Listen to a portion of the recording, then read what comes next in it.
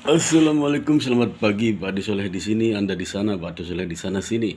Hari ini Jumat tanggal 24 September 2021. Saya tergelitik meski ini agak ngeri-ngeri sedap untuk mengikuti perdebatan menarik antara Luhut Binsar Panjaitan LBP melawan Haris Azhar dari Lokataru. Eh, Kenapa saya sebut ngeri-ngeri sedap? Sebenarnya saya khawatir tentang bicara tentang ini menyinggung-nyinggung soal kekuasaan. Pak Luhut itu diam saja, itu wibawanya harismanya udah luar biasa. Apalagi kalau dia sampai lapor ke Polda Metro, wah ini bikin ngeri itu barang. Cuman persoalannya, Pak Luhut itu adalah benteng utamanya Jokowi. Jadi kalau ada orang yang berani melawan Pak Luhut, itu artinya di bawah orang yang berada pejabat yang stratanya di bawah Pak Luhut itu oleh aktivis-aktivis itu sudah tidak dipandang berarti. Oleh karena itu maka sebenarnya ketika Pak Luhut melayani pancingan Haris Azhar dan kawan-kawan, sejatinya seperti pepatah Jawa itu. Menang ora kondang, kalah pasti wirang. Kalau dia bisa mengalahkan itu ya tidak hebat, karena emang Pak Luhut yang berada di posisi sangat tinggi sementara Haris Azhar yang standar umumnya orang Indonesia. Tapi kalau kalah ya itu jelas memalukan. Itu menang ora kondang, kalah pasti wirang.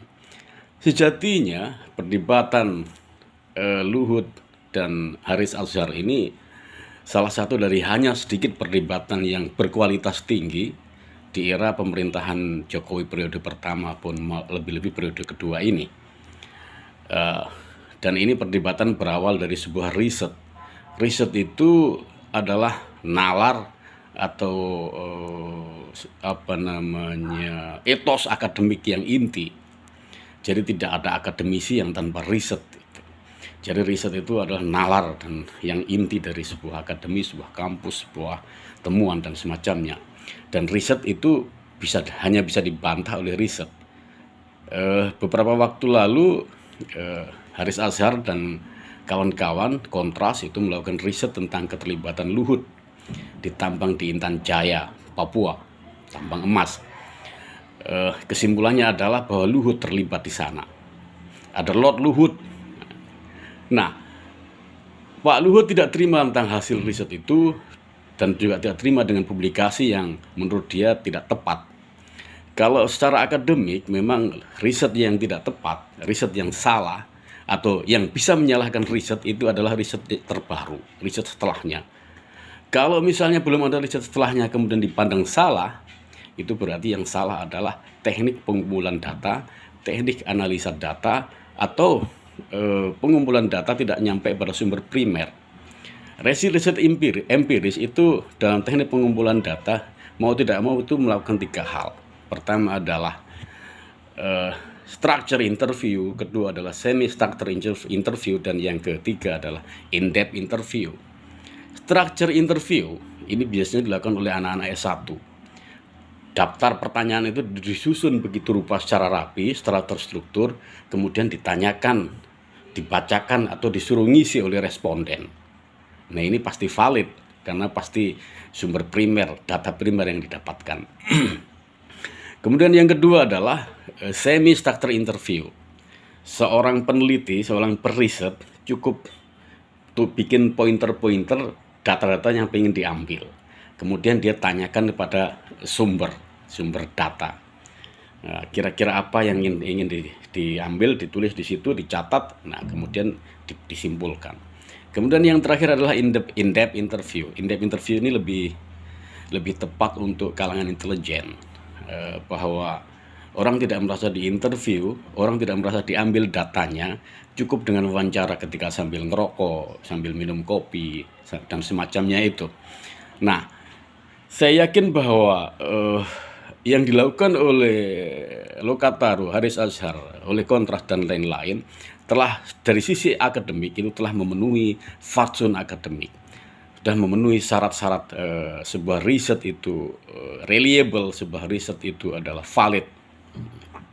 Kalau kemudian Pak Luhut mempersoalkan bahwa datanya salah, nah kemudian oke, kalau memang data yang dilakukan oleh Haris Azhar dan kawan-kawan adalah salah, langkah dia udah tepat. Dia salah datanya, tapi kemudian dia tepat.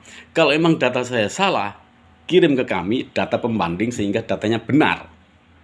Nah, persoalannya ketika mereka meminta data pembanding dari via Pak Luhut tidak memberikan data itu. Dia malah menyodorkan 2 kali somasi dan juga diikuti dengan permohonan maaf atau permintaan untuk meminta maaf. Permintaan kepada Haris Azhar dan kawan-kawan untuk meminta maaf. Dan ternyata tidak dilayani. Dan memang secara akademik tidak perlu seperti itu. Secara akademik, kalau memang data itu salah, data pembanding itu dihadirkan untuk dianalisis kembali sehingga datanya benar, kesimpulannya benar.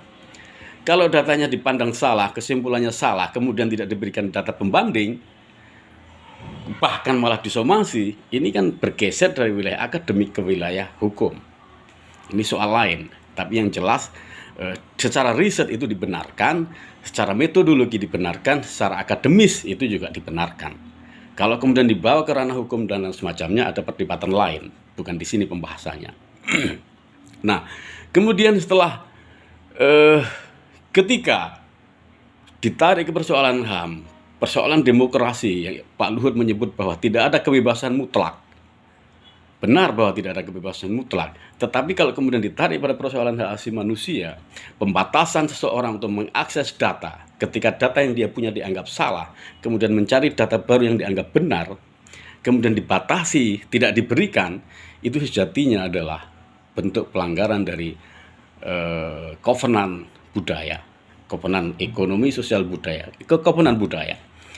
Jadi hak budaya seseorang, hak budaya kontras, hak budaya Lokataru, hak budaya Haris Azhar untuk mendapatkan akses data dari Pak Luhut itu adalah hak warga negara yang dijamin oleh konstitusi, dan negeri ini telah meratifikasi kovenan sipil politik, kovenan ekosop sosial budaya yang di dalamnya adalah kebebasan untuk mendapatkan akses data, kebebasan untuk mendapatkan informasi, kebebasan untuk mendapatkan sumber-sumber pengetahuan, dan itu dibenarkan.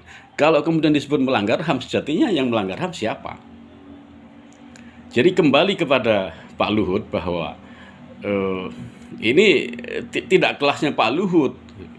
Pak Luhut sejatinya cukup berwibawa dengan duduk aja atau berdiri saja sambil bersedekap seperti ini.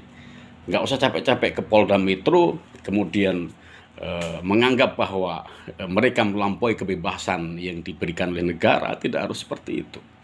Karena begitu Pak Luhut melayani hal-hal seperti itu, maka kemudian itu akan jadi gairah baru bagi para aktivis untuk mengumpulkan serangkaian peluru untuk ditembakkan kepada Pak Luhut dan juga teman-teman Pak Luhut yang sedang berkuasa. Wallahu a'lam.